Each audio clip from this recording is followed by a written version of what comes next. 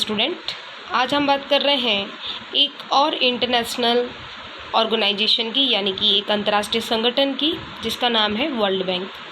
Previous video में हम लोगों ने दो इम्पॉर्टेंट इंटरनेशनल ऑर्गेनाइजेशन के बारे में डिस्कस किया था। फर्स्ट था WTO यानी कि world trade organisation, and second IMF यानी इंटरनेशनल मॉनेटरी फंड। तीसरा एक सबसे इम्पॉर्टेंट है ऑर्गेनाइजेशन, वो है वर्ल्ड बैंक। इसका एक अनदर नेम भी है international bank for reconstruction and development, यानी IBRD। तो आपको एग्ज़ाम के 2 मार्क्स के अकॉर्डिंग ये याद रखना होगा कि विश्व बैंक को ही हम IBRD कहते हैं। तो चलिए इसके बारे में ही हम डिस्कस करते हैं। फर्स्ट हम इसका इंट्रोडक्शन देखेंगे कि वर्ल्ड बैंक एस्टैब्लिश क्यों किया गया, यानी उसकी स्थापना क्यों की गई। The world bank is an international financial institution that provide financial and technical assistance to developing countries for development program। यानी विश्व बैंक की जो स्थापना है वो इसलिए की गई ताकि जो भी विकासशील देश हैं, इम्पॉर्टेंट क्या है, विकासशील देश, यानी विकासशील देश के डेवलपमेंट के लिए, यानी उनके जो विकासशील देश है उसके विकास के प्रोग्राम को मैनेज कर पाएँ, फिनेंशियल सपोर्ट दिया जा सके या तकनीकी सहायता दी जा सके, इसीलिए विश्व बैंक की स्थापना की गई। हेडक्वार्टर कहाँ पे है इसका? हेडक्वार्टर है वाशिंगटन DC। ये आपको इम्पॉर्टेंट है, ये आपको याद रखना है, वाशिंगटन DC। 2 मार्क्स का क्वेश्चन यही आता है कि विश्व बैंक का जो हेडक्वार्टर है वो कहाँ है? वाशिंगटन DC यानी अमेरिका में, राइट। एस्टैब्लिश ये कैसे हुआ? July 1, 1944 during a conference of 44 countries in Bretton Woods. आपको याद होगा कि हमने IMF के बारे में डिस्कस किया था और वहाँ पे भी 44 कंट्रीज़, एक बैटन वुड्स अमेरिका में एक जगह है, वहाँ पे एक कॉन्फ्रेंस हुआ था, ठीक है। और उसी की कारण ही हम कह सकते हैं कि विश्व बैंक की स्थापना की गई। तो ये आपको याद रखना है कि जुलाई 1, 1944 में एक कॉन्फ्रेंस किया गया और इसी का रिज़ल्ट क्या हुआ कि 27 दिसंबर 1945 को विश्व बैंक की स्थापना की गई। तो आपको 27 दिसंबर 1945 याद रखना है कि इसकी स्थापना की गई विश्व बैंक की। साथ ही साथ आपको एक डेट और याद रखनी है, 25 जून यानी 25 जून 1946 को इसने अपना फंक्शन, विश्व बैंक ने अपना फंक्शन स्टार्ट कर दिया था।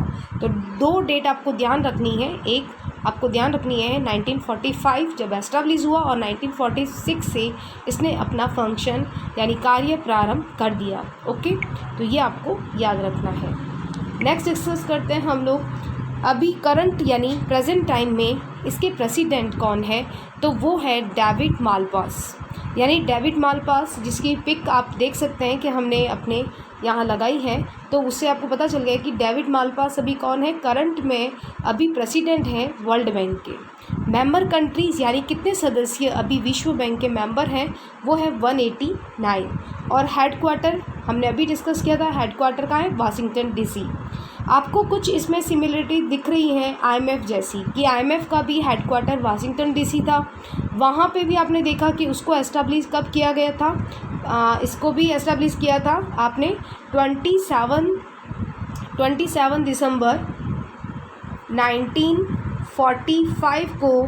2 बड़े इंटरनेशनल कह सकते हैं ऑर्गेनाइजेशन का एस्टैब्लिश हुआ। कौन कौन सा है? एक है IMF और दूसरा है वर्ल्ड बैंक। तो ये आपको याद रखना है। ओके, नेक्स्ट देखते हैं कि what is the Bretton Woods conference. क्या थी बैटन वुड्स कॉन्फ्रेंस के बारे में, उसके बारे में डिस्कस कर लेते हैं कि बैटन वुड्स कॉन्फ्रेंस जो थी वो 22 जुलाई 1944 को कह सकते हैं ये कॉन्फ्रेंस आयोजित की गई थी और वहाँ पे 44 कह सकते हैं राष्ट्रीय ने भाग लिया था, ठीक है।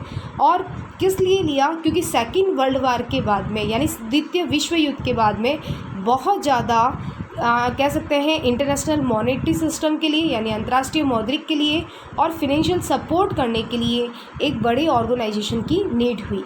इसीलिए हम कह सकते हैं कि इम्पॉर्टेंट क्या है, इम्पॉर्टेंट है कि क्रिएट 2 मेजर इंस्टीट्यूट। आप जानते हैं कि 2 बड़े आप कह सकते हैं एक संस्थाओं की स्थापना की गई।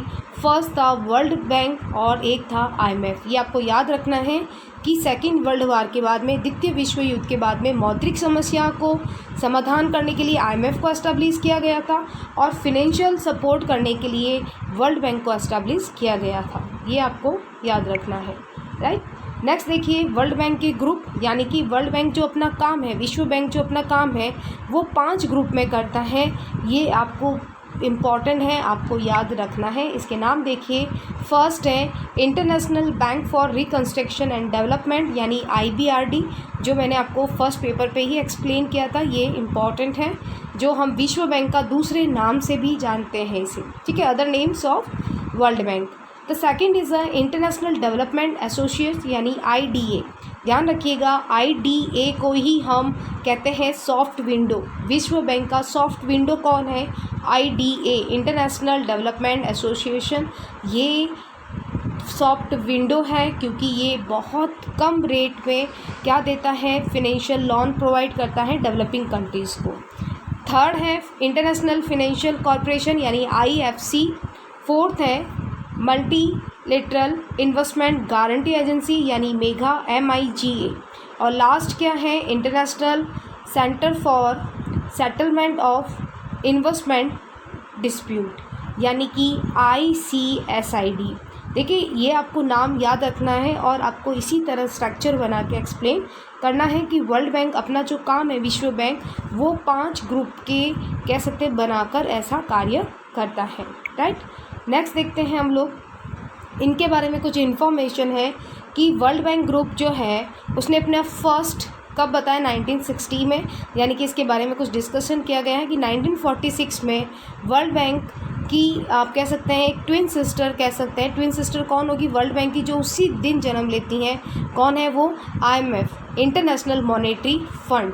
क्योंकि इन दोनों का एस्टैब्लिश यानी स्थापना का साल एक ही है, इसीलिए ये IMF और वर्ल्ड बैंक ट्विन सिस्टर के नाम से, जुड़वा बहनों के नाम से ऐसा जाना जाता है।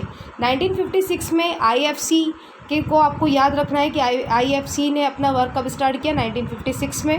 IDA ने यानी इंटरनेशनल डेवलपमेंट एसोसिएट जो है, जिसे 1960 में हम कह सकते हैं कि इसने अपना फंक्शन स्टार्ट किया था, और इसी को ही हम सॉफ्ट लोन यानी सॉफ्ट विंडो के नाम से जानते हैं, क्योंकि ये पुअर कंट्रीज़ को या डेवलपिंग कंट्रीज़ को बहुत कम इंटरेस्ट रेट पे लोन प्रोवाइड करता है। और ICSID यानी 1966 में, और इसका फुल फॉर्म आपको याद रखना है 2 मार्क्स के क्वेश्चन के लिए। नेक्स्ट है मेगा, जो सबसे बाद में आया था 1988 में, a new multilateral investment guarantee agency. ठीक है, ये आपको ध्यान रखना है कि ये 1988 में अपना फंक्शन है वो स्टार्ट करता है, राइट। अब हम नेक्स्ट देखते हैं इसके बारे में, इसके फंक्शन के बारे में कि वर्ल्ड बैंक का इम्पॉर्टेंट फंक्शन क्या है। आप सभी जानते हैं कि IMF को एस्टेब्लिश करने का मेन ऑब्जेक्ट था BOP को इक्वल लाना, यानी कि BOP में जो प्रॉब्लम आ रही है उसको दूर करना, BOP को बैलेंस में लाना। और जबकि वर्ल्ड बैंक का ध्यान रखिएगा, वर्ल्ड बैंक का सबसे इम्पॉर्टेंट फंक्शन होता है लॉन्ग टर्म लोन प्रोवाइड करना, यानी दीर्घकाल ऋण सहायता देना अपने मेंबर कंट्रीज़ को, ताकि वो सेकेंड वर्ल्ड वार के बाद में जो डेवलपमेंट उनका सही नहीं चल रहा था वो सही हो पाए, राइट। तो guarantee reconstruction loan for loan to war, जो कंट्रीज़ में जो युद्ध हुआ था उस समय रिकंस्ट्रक्शन की यानी पुनर्निर्माण की जो आवश्यकता थी उसके लिए लोन प्रोवाइड करना, ठीक है। Guarantee development loan for undeveloped countries, यानी जो बिल्कुल विकसित नहीं है, जो अविकसित मेंबर कंट्रीज़ हैं, उनको ज़्यादा से ज़्यादा विकास के लिए ऋण उपलब्ध कराना। नेक्स्ट है providing loan for government for agriculture, power, transport, water supply, education, health, यानी कि ये जब भी वर्ल्ड बैंक अगर कोई लोन प्रोवाइड करेगा वो हमेशा डेवलपमेंट के लिए होगा, चाहे वो डेवलपमेंट आपका ट्रांसपोर्ट हो यानी परिवहन हो, चाहे वाटर सप्लाई से हो, चाहे एजुकेशन से रिलेटेड हो, ये डेवलपमेंट से रिलेटेड ही लोन प्रोवाइड करेगा। ये इंपॉर्टेंट है, ये आपको याद रखना है। नेक्स्ट है providing loan to private concern for specialised project, अगर कोई स्पेशल प्रोजेक्ट आ रहा है आपके देश में, मेंबर कंट्रीज़ में, तो वहाँ पे भी ये ऋण सहायता प्रोवाइड करेगा। आप कह सकते हैं कि guarantee loan provide for other, अगर कोई और आपकी गारंटी चाहिए फॉरेन इन्वेस्टमेंट के लिए तो वहाँ पर भी ये आपको क्या करेगा, लोन प्रोवाइड करेगा। Provide technical, economic, monetary advice to member countries for specified project. विशेष प्रोजेक्ट के लिए ये अपनी मेंबर कंट्रीज़ को, यानी जो सदस्य देश हैं, उनको टेक्निकल सपोर्ट करेगा, उनको आर्थिक सहायता देगा, साथ ही साथ ये मौद्रिक कह सकते हैं इनको सलाहकार वाली भूमिका भी निभाएगा। अगर कोई स्पेशल प्रोजेक्ट आ रहा है आपके देश में तो वहाँ पे टेक्निकल, इकोनॉमिक और मॉनेटरी सपोर्ट और उससे रिलेटेड एडवाइस जो है वो वर्ल्ड बैंक आपको देगा।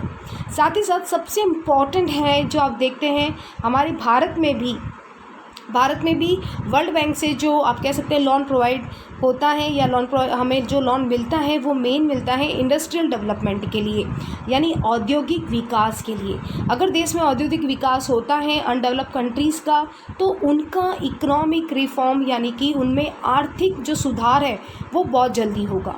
इसीलिए वर्ल्ड बैंक का आपने सारे पॉइंट में ये चीज़ नोटिस की होगी कि जब भी वर्ल्ड बैंक ने लोन प्रोवाइड किया है या गारंटी लोन प्रोवाइड किया है तो मेनली ये डेवलपमेंट से रिलेटेड था। तो आपको अगर 2 मार्क्स का क्वेश्चन पूछे कि main function of world bank, तो आपको याद रखना है वर्ल्ड बैंक का मेन फंक्शन है प्रोवाइड लोन फॉर डेवलपमेंट, यानी कि सिर्फ विकास के लिए ये ऋण सहायता प्रोवाइड कह सकते हैं उपलब्ध कराता है। तो ये था विश्व बैंक के बारे में, यानी वर्ल्ड बैंक के बारे में कुछ इम्पॉर्टेंट